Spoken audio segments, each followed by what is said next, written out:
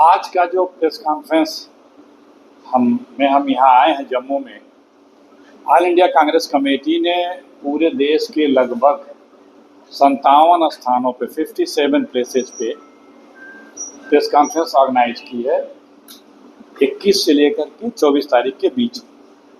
और उसमें देश के हमारे पार्टी के वरिष्ठ नेता गए हैं और वो मुद्दा है, आप सबको पता भी है, काफ़ी ज्वलंत मुद्दा है।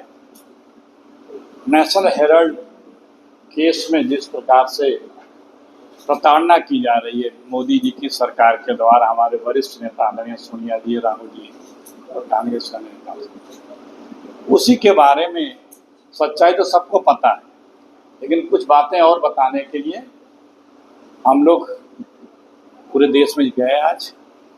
उस सिलसिले में पार्टी ने हमें जम्मू निर्देशित किया, हम यहाँ पे आए आप लोगों के बीच। अभी जो उसके फैक्ट्स हैं नेशनल हेराल्ड के और उसके ईडी के रिगार्डिंग्स, वो एक आपको रिटर्न प्रेस नोट भी मिल जाएगा, उसमें विस्तृत जानकारी दी गई है।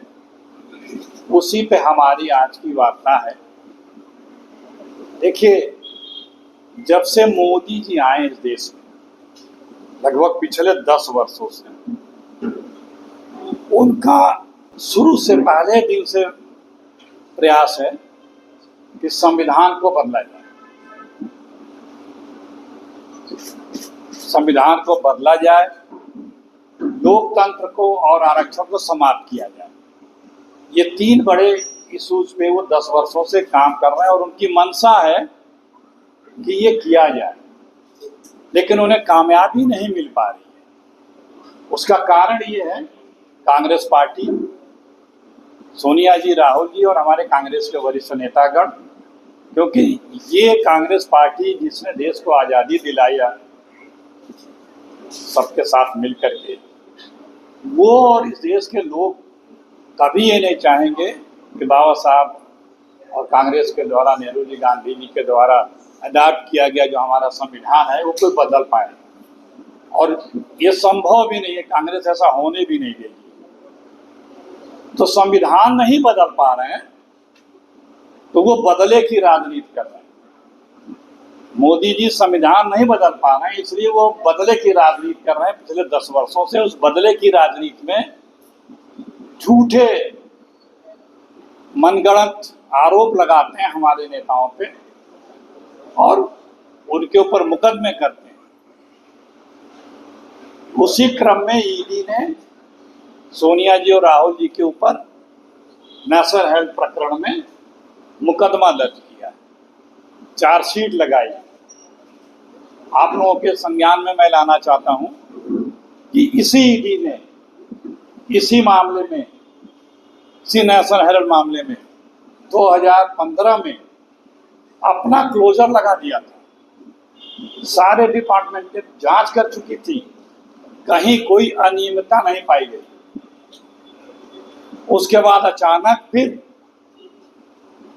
जांच शुरू हो जाती है।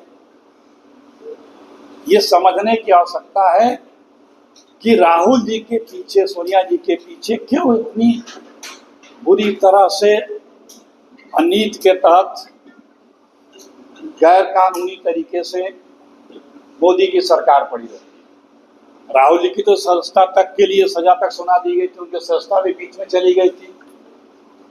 बाद में न्यायपालिका ने, उच्चतम न्यायालय ने न्याय किया, उनके सदस्यता वापस आई। राहुल जी सदन में बोलते हैं तो माइक म्यूट कर दिया जाता है, भाषण उनका स्पंज कर दिया जाता है, लोकसभा की टीवी के कैमरे घुमा दिए जाते हैं, झूठे अनर्गल आरोप लगाए जाते हैं। ये क्यों? ये सिर्फ इसलिए कि इस परिवार को डराया जाए, कांग्रेस पार्टी को डराया जाए।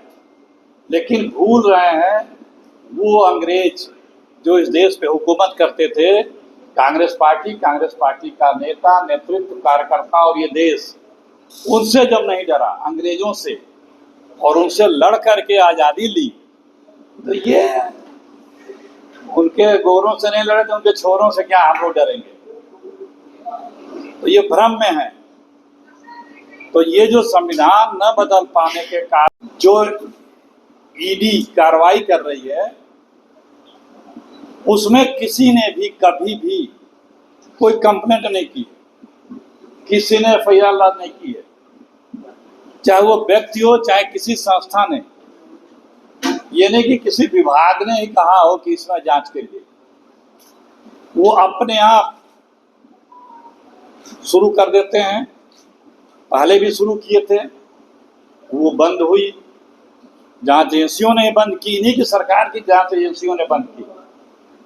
और ये कोर्ट से कोई दम नहीं है इसमें, कोर्ट से समाप्त हो जाएगा, लेकिन परेशान करने की कोशिश कर रहे हैं। वो सिर्फ इसलिए परेशान करने की कोशिश कर रहे हैं कि उनके जो गैर इरादे हैं इस देश में, संवैधानिक संस्थाओं को देखिए, आप लोगों को सबको पता भी है किस तरह से संवैधानिक संस्थाओं को क्षतिग्रस्त कर दिया गया। उनको अपने पार्टी का एक मोहरा बना कर रखा गया। चुनाव आयोग से लेकर के कहीं के भी जो हमारे संवैधानिक संस्थान है,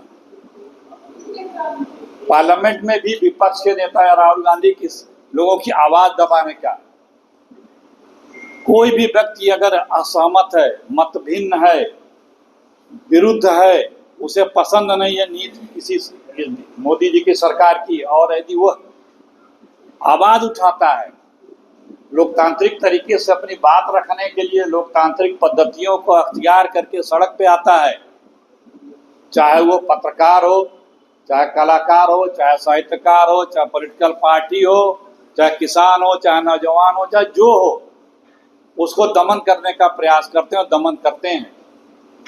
उसमें अलोकतांत्रिक तरीके से उसकी प्रताड़ना करते हैं, झूठे मुकदमे लगाए जाते हैं, जेल में डाले जाते हैं, उन्हें खालिस्तानी, पाकिस्तानी, चीनी और पता न क्या क्या करके देशद्रोही सब बताया जाता है। लेकिन मोदी जी को गलतफहमी है कि ये देश उनसे डरने वाला है, या देश के लोग ये डरने वाले हैं। पूरा देश कांग्रेस के नेतृत्व में लड़के जो जिन लोगों ने आज़ादी लाई, वो इनसे डर के इनकी मंशा को क्या कभी कामयाब होने देंगे? कभी नहीं। इसीलिए आज वो परेशान हैं। आरोप लगाते हैं कि नेशनल हेराल्ड की संपत्ति ले ली। नेहरू जी ने अपनी 99% संपत्ति आजादी के बाद भारत राष्ट्र को समर्पित कर दी थी, और आज के तारीख में उनकी संपत्ति की कीमत 5 से 8 हजार करोड़ रुपए है। जिस परिवार का हर व्यक्ति, कोई व्यक्ति ऐसा नहीं था, 12-14 साल के भी बच्चे बच्चियां जंग आजादी में जेल गए, 12-13 साल जेल काटा नेहरू जी ने। वो परिवार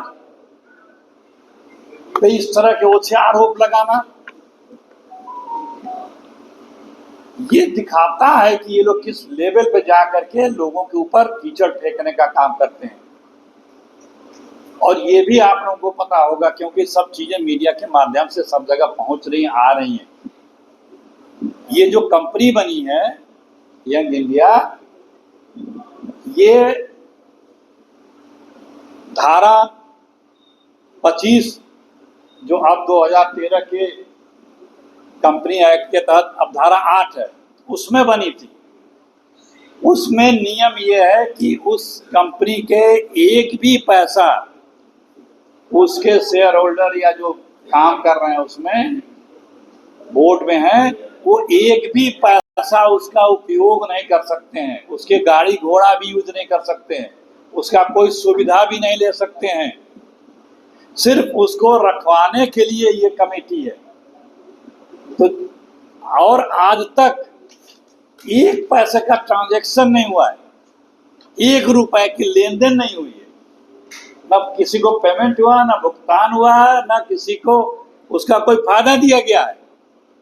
तो जब कोई लेन देन ही नहीं हुआ, कोई पैसा ही नहीं निकला, ऊपर से ये संपत्ति लूट इधर उधर न चली जाए, उसके लिए नियमानुसार, ये नियमानुसार ही ट्रस्ट बना है, कंपनी लॉ के एक्ट के तहत बना है, उसमें भी कोई अनियमितता नहीं है। कोई ये नहीं बता रहा है कि अनियमितता क्या हुई है, कोई ये नहीं बता रहा है कि कंप्लेंट क्या है, कोई ये नहीं बता रहा है कि वित्तीय अनियमितता क्या हुई है। तो इसे तो और सुरक्षित रखा गया और ये पूरे राष्ट्र की संपत्ति हो जाती है इस नियमों के तहत। लेकिन उन्हें तंग करना है इस परिवार, उनकी गलतफहमी है, कोई डरने वाला नहीं है। ये कांग्रेस का वो परिवार है जिसने शहादतें दी हैं। कई लोग इस परिवार में शहादत दिए हैं, गोलियां खाई हैं, अंग्रेजों के समय जेल गए हैं, अपना सब कुछ न्यौछावर किया है। देश के लिए आए हैं ये लोग, इस परिवार के लोग। और जो कांग्रेस के हमारे जितने भी सदस्य हैं वो अपने लिए नहीं है। तो इन्हीं सब बातों को आज रखने आए थे आपके बीच में। सिलसिलेवार मैंने रखा भी कि किस प्रकार से न कोई अनियमितता हुई, न कंपनी बनाने में कोई अनियमितता हुई, न किसी ने कंप्लेंट किया, न कोई पैसे का लेन देन हुआ, किसी प्रकार की कोई आज तक अनियमितता बता ही नहीं रहा। और अपनी संपत्ति जो खुद सबको दे दे, अपने तो कहते हैं मैं चाय वाला हूं, सोने से जड़ा सूट पहनते हैं, जिसके पास सब कुछ था, हजारों करोड़ की संपत्ति उसने सब दे दिया, उस पर तोहमत लगाते हैं, आरोप लगाते हैं। ये मैंने फिर दोहराया कि ये संविधान नहीं बदल पा रहे हैं तो बदले की राजनीति कर रहे हैं। लाख ये बदले की राजनीति करें, संविधान नहीं बदलने